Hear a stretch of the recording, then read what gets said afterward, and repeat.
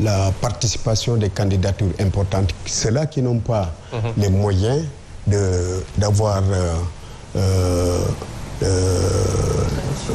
oui, des partis. Les partis ont des possibilités de financement, les partis ont leurs propres possibilités, mais les candidatures importantes n'ont pas ces possibilités. Les ASC, d'autres acteurs qui sont proches des populations auraient dû quand même participer et on aurait dû leur faciliter leur participation. Ça n'a pas été le cas.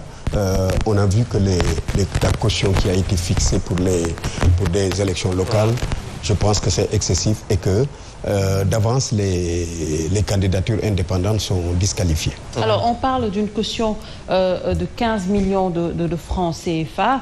Est-ce que vous pensez également que c'est trop élevé pour ces élections?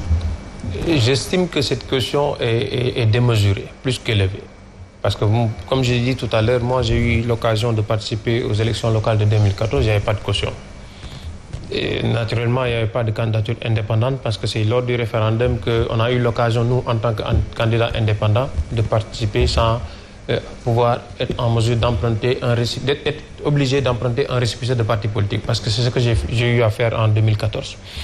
Ils ont remplacé cette difficulté par une autre difficulté qui est la somme de 15 millions qui est énorme.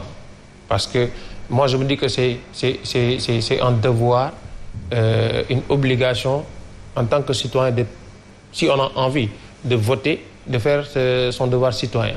Si on a envie de participer à des élections, rien ne doit nous empêcher de le faire. Aucune contrainte. Mais malheureusement, c'est une contrainte majeure. Et moi, je pense que c'est bien calculé. Hein, parce qu'aujourd'hui, la tendance, ce qu'elle dit, c'est que la coalition au pouvoir, il y a beaucoup de dissidence au sein de cette coalition-là. Donc, peut-être qu'ils ont pensé que s'ils mettent une caution de 15 millions, les gens, peut-être qui n'ont pas les moyens de participer, ne pourront pas le faire. Et ça devient de facto une élection de riches, ce qui est déplorable.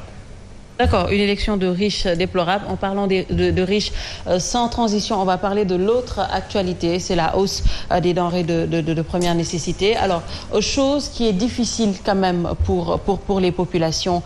Comment vous analysez tout cela? Difficile, d'autant plus qu'il n'y a pas que la hausse comme difficulté, que les travailleurs, le monde du travail et les populations vivent en général. Il faut analyser la situation actuelle sur plusieurs angles. Il y a la pandémie, la crise sanitaire, qui affecte fortement le monde du travail et l'économie. L'économie est ralentie dans tous